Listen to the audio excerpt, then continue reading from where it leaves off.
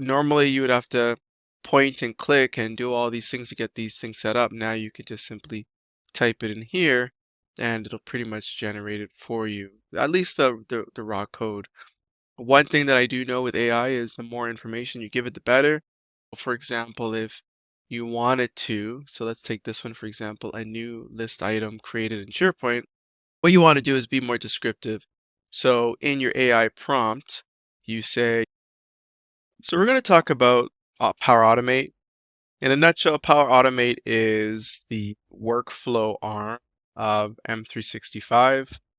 It allows you to basically connect disparate applications together in series of triggers and actions and things like that. So today we'll just go over what Power Automate is. So to get to it, obviously you need to have a M365 subscription or a subscription that has access to Power Automate. And you simply go to your waffle here and then click on Power Automate. Then it'll take you to this screen. So there's a lot of things going on here. So initially this is just your welcome, things like that. It has some beginner courses or sessions where you can better familiarize what Power Automate is. And then more down below here, create your first work queue, boost your productivity and throughput with work queues, and then more to explore Power Automate. So I guess there's pricing plans, how-tos, community forums, and documentation.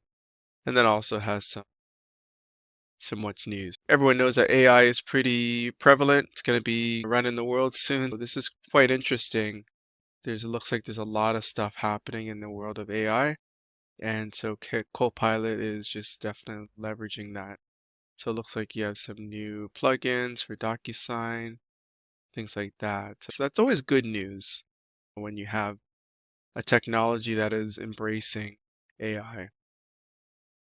So here it gives you a couple of examples of how you can leverage it. Normally you would have to point and click and do all these things to get these things set up. Now you could just simply type it in here and it'll pretty much generate it for you, at least the raw code.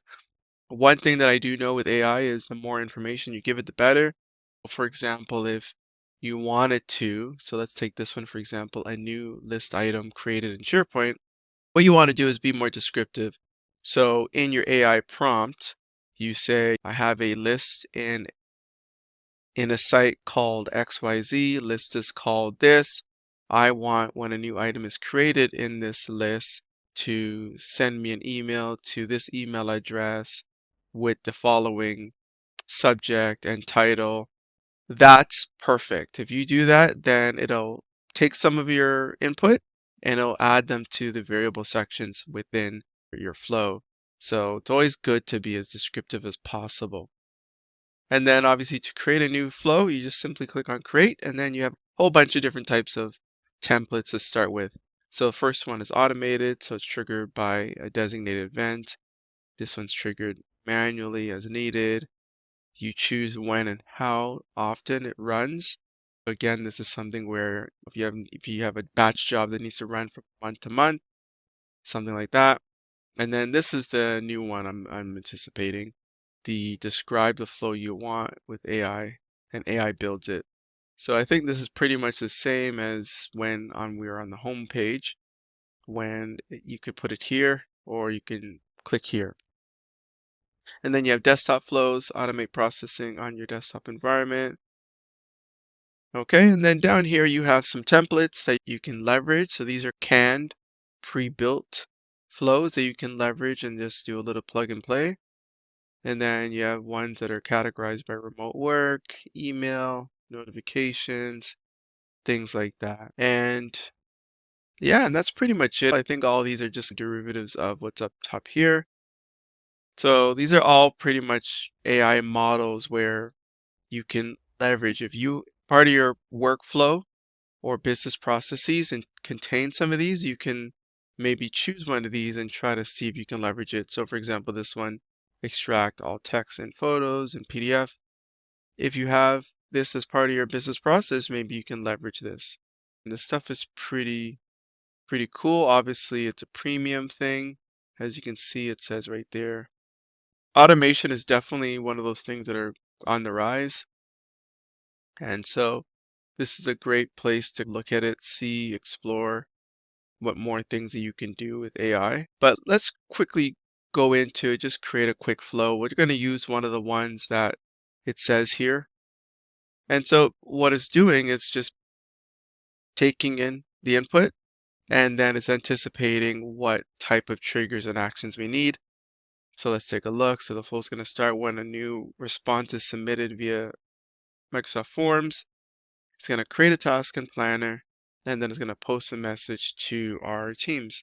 So that sounds pretty straightforward. Click Next. It's now showing us what type of connectors it's going to need for this, where it looks good. So let's click on Create Flow.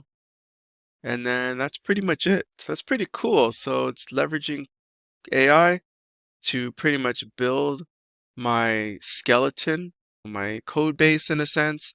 And then all I need to do is just put in just wire it up a little bit when a new response is submitted. So it's probably going to want to know which form. So do I even have forms? I think I do. So there we go. And then get response details. So I'm sure I got to pull from one of the form that I'm talking about. It's going to get the response. It's going to get the ID from the response. And then I got to tell it where to create the task, so which planner to create the task from. So let's do this one. See, let's maybe do HR plans. And then what we could do is we could give it the title of what the response email is. So we could do that. And so that's wired up. And then post message to chat. I guess post as a flow bot. And then post to a channel. Then we're going to use Kev's cool site. And then we'll use whatever channel is there, which is usually the default. So the reason why we didn't see any other of my other sites, because my other sites haven't been connected to Teams. And then that's pretty much it.